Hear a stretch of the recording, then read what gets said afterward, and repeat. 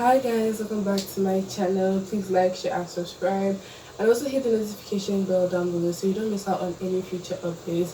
Okay, so today is Sunday, the 15th of September, and that's like this is marking like a day left before official resumption. Like my summer holiday was actually 2 months, and it went by so fast. It got to a point where I thought that I was preparing too early, and I pushed like preparation aside because I felt it was too early.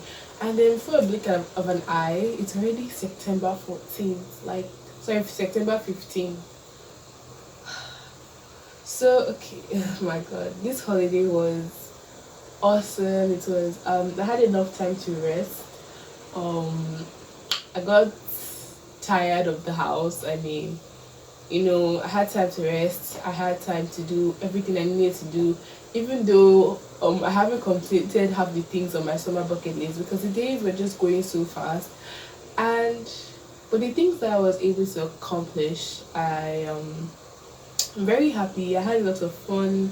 I spent time with my friends, my family, and yeah, it was really great. So today's video, I'm going to be like talking about my junior school experience because um I told you guys, I think I've said this a couple of times on my channel, but I'm going to SS1 now. In the Nigerian educational system, in primary school or elementary school, um you spend about 6 years, like from grade 1 to grade 6. Then by the time you get to secondary school, there's junior school and senior school. So junior school is like from grade 7 to 9. Then senior school is from grade 10 to 11. Sorry, grade 10 to 12. So that's basically spending another 6 years in secondary school, right? Okay, then when you get to university, most courses in the university are like 4 years. So yeah, you spend about 4 years, but there are some courses like medicine and some other courses are more than 4 years, like 6 to 8 years. Yeah, so that's basically the educational system. So me now, I'm going to SS1. So in Nigeria, I'll be considered as a senior, right? But I think in other countries, you're a senior when you get to grade 12, right? So if I were to be using another country's educational system, I would say I'm in the sophomore year of high school. That's grade 10 because from my understanding, middle school is like from grade 6 to grade 8, I think. Then from grade 9 to 12 is high school. And because of the way Nigerian educational system is, I didn't even realize when I was in grade 9, I didn't even realize I was in high school until I didn't even realize that I was doing my freshman year of high school until I realized that grade 9 to 12 was high school. So right now, since I'm going to grade 10, I'll be in the sophomore year of high school. Okay, so my experience in junior school, let's start from JSS1. That's grade 7. I was 11 then. Um when you're going to a new school, like you are so quiet, like you don't want to show people your true colors yet because you want to be so quiet, you want to adapt to the environment, you want to understand and adjust to the changes around you because um my secondary school is different from my primary school, right? Like there are two different schools. Like there are some schools that have primary, secondary, and university. So even if you are going to the secondary school of your, like for example, now there are some schools that have primary, secondary, and university under the same authority. So my primary school has a secondary school, but I didn't want to go there. So me going to an entirely different environment was, I wouldn't say too difficult for me, but I had I adjusted. It took a while to adjust. I mean, the whole secondary school life is different from primary school life. Like the fact that in primary school they give you like your notes, and then you keep your notes in the school. Like there's a cabinet for that, so whenever you want to use those notes like for class, somebody will go take it from the cabinet and share to everybody.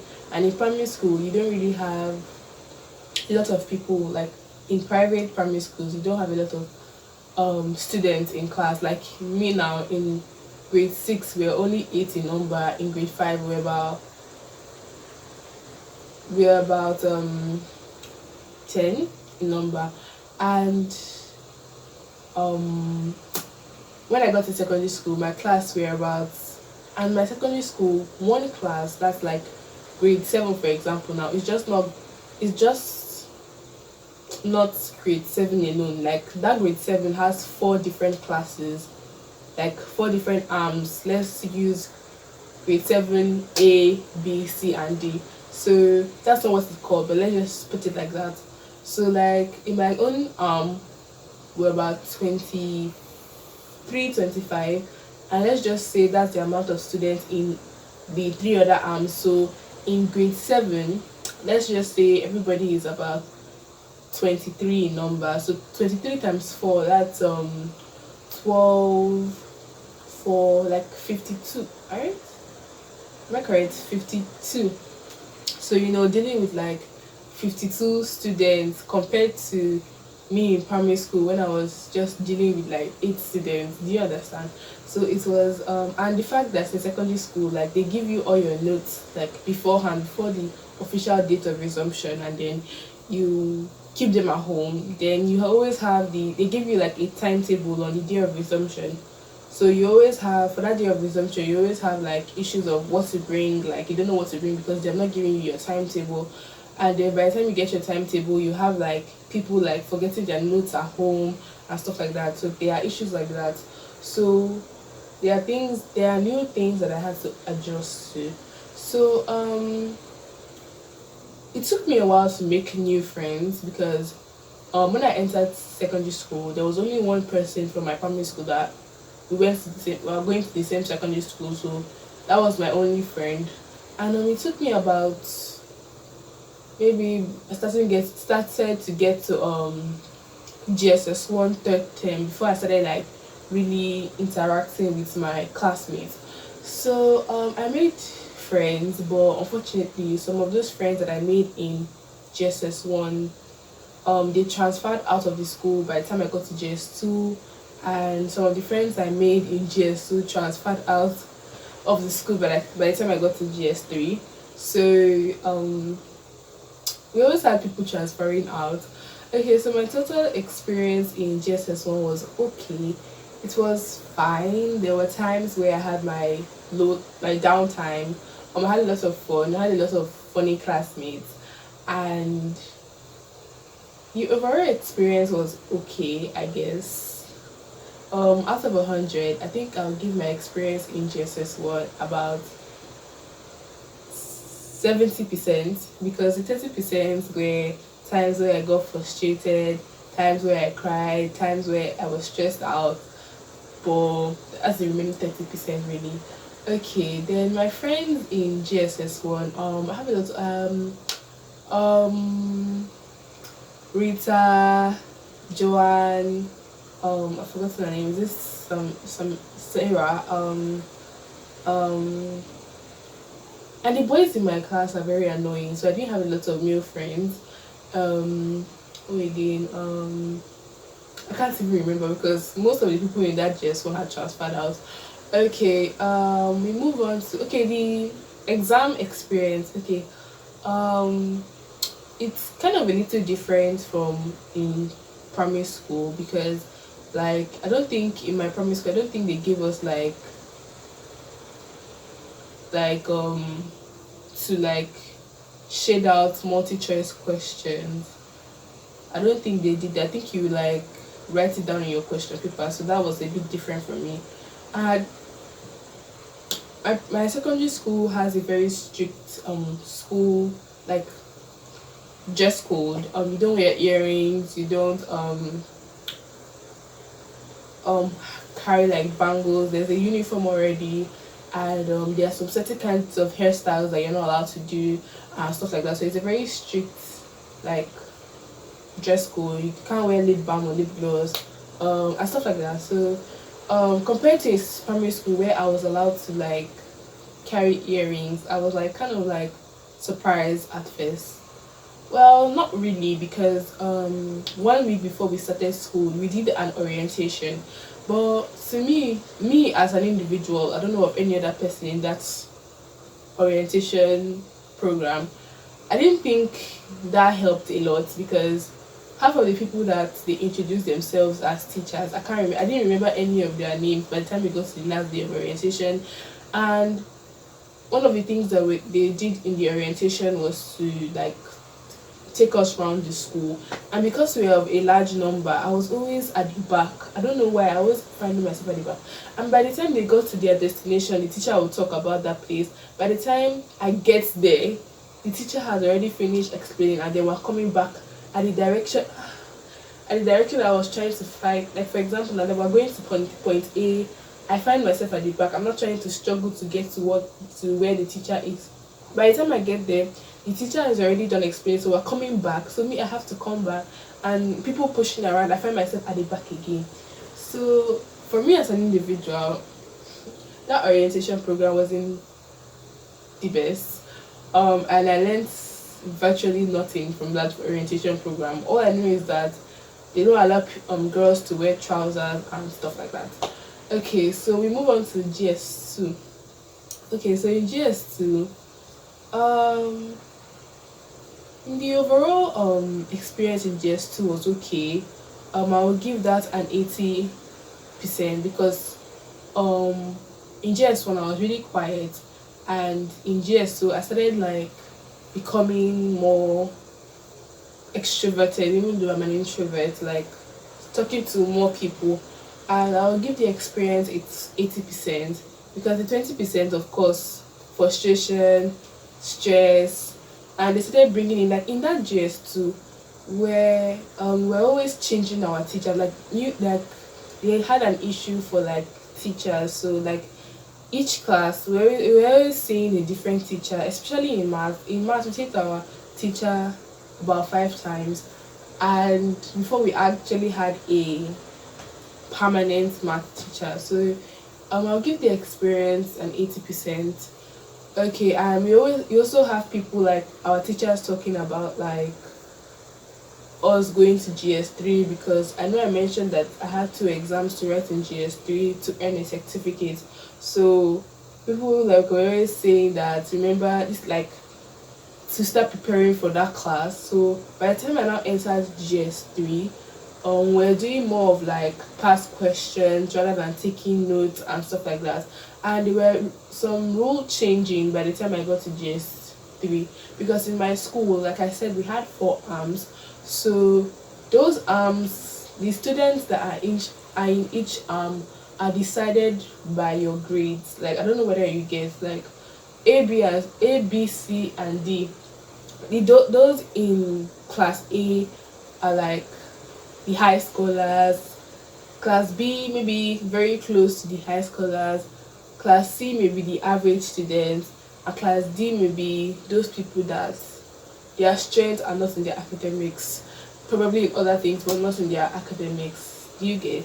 So by the time I got to GS3, they changed that whole rule. So they just scattered us anyhow. They just put our names in any class. They didn't use our grades, nothing. They just put us in any class, because they felt that because all the people that like their strengths are not in their academics are in one class, they all play and they don't focus on their academics. So they feel like they have already gotten used to the fact they are in that last class, so they are not making any effort to like improve, because everybody like them is in the same class. Do you get? So they now decided to like mix the high scholars with those people, the average with the second people, and mix everybody together.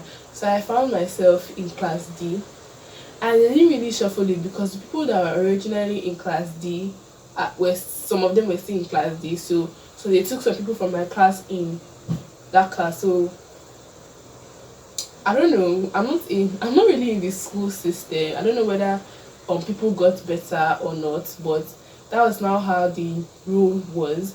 Okay, so my overall junior school experience, out of 100, I would give it a 75% overall. That's not correct maths, but I'll give it a 75% because the remaining, I think 25% was for frustration, for the changing of rules, for everything like that, and stuff like that, and stuff like that. Frustration, crying, tears, and we always had the problem of notes. Like my notes were like, we're always writing notes, and ah, the notes were a lot. It even got to the point where we had to be going to the lab to like copy the notes beforehand because taking notes were very stressful. So that's part of the stress. Then it also got to a point where they were always changing our principal again. So new principal, new rules, new stuff like that. So there was a point where we had to like there was this like form thing that they gave us. So they put like the subject teachers, the subjects, and their signature. So what they did now, to show whether your note is like complete, like your assignments are complete and stuff. If they're not complete, your teacher won't sign. If they're complete, your teacher would sign. So they put like a deadline. So if you have not submitted to the school by that deadline, then like you have a punishment. So that thing stressed me out, but now, high scholars, I was able to get the signature of 18 students, sorry, 18 teachers.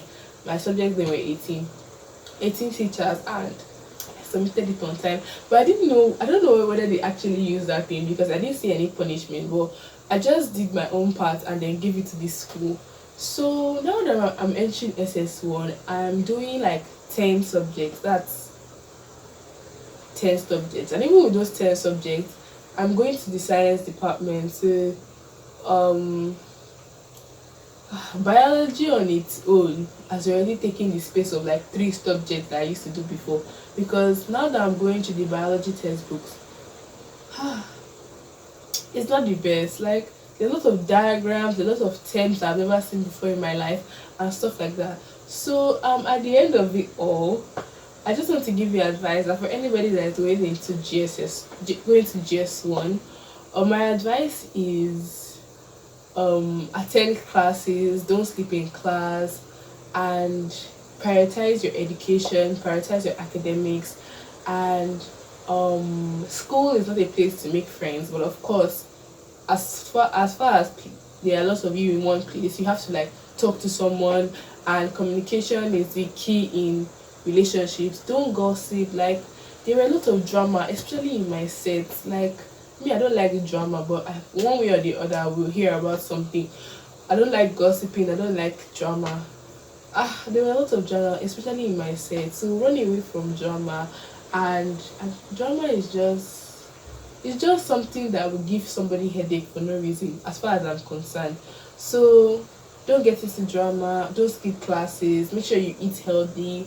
And no matter how school may be stressful, or no matter how frustrating school is, just have it in your mind that at the end of it, you would have achieve something great. Let's just put it like that. Okay, so that's all I have to say, and that's my overall summary of my experience in junior school. And I'll see you all in my next video. Bye.